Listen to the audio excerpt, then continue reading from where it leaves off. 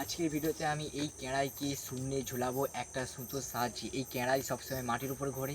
যখন দিওয়ালির সময় প্রত্যেকটা বাচ্চারা কিংবা আমাদের মতো বয়সী কিছু ছেলেরা এই ক্যাঁড়াইগুলোকে নিচেই ঘোরায়, কিন্তু আমি এটাকে সুতোর সাহায্যে শূন্যেই ঘোরাবো।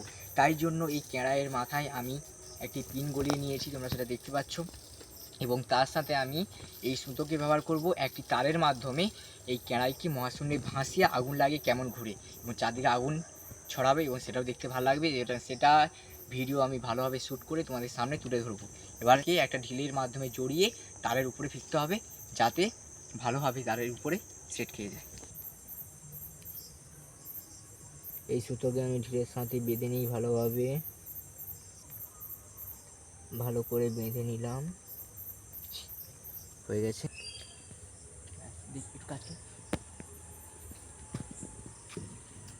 এটা ঝুলছে এখন। এইটার সাহায্যে আমি ক্যাঁড়াইকে উপরে তুলবো।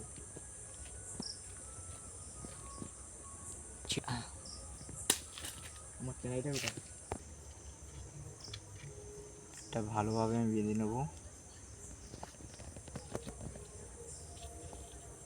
যাতে না খুলে যায়।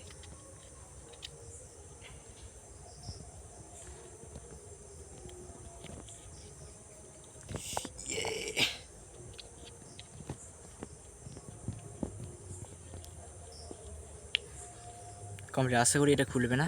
এবার শুধু পালা এতে আগুন লাগানোর, আর কিছু না। সেই জন্য আমি নিচে ফোন রাখবো এবং সেই ফোনটার উপরে এই কাঁচের প্লেটটা আমি চাপাবো। আর এটা হচ্ছে ফোন, এই এর উপরে হচ্ছে ফোন থাকবে যাতে না ফোনে কোনো স্ক্র্যাচ পড়ে যায়, এবং এই চারদিকে তো আগুন পড়বে, কোনো সময় যদি বাই চান্স ফোনের উপর আগুন পড়ে তাহলে বিপদ হতে পারে। সেই জন্য আমি কাঁচ একটা ব্যবহার করছি। দেখো,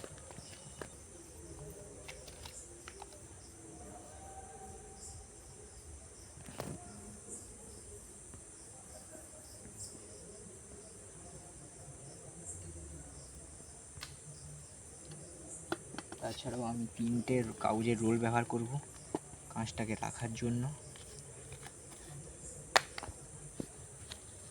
3টে কাগজের রোল রয়েছে, এই 3টে কাগজের রোলকে দাঁড় করিয়ে নেব এবং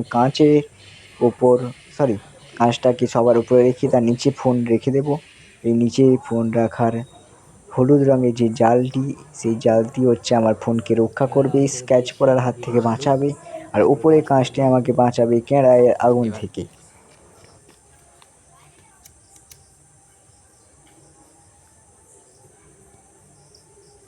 সরে যাবি।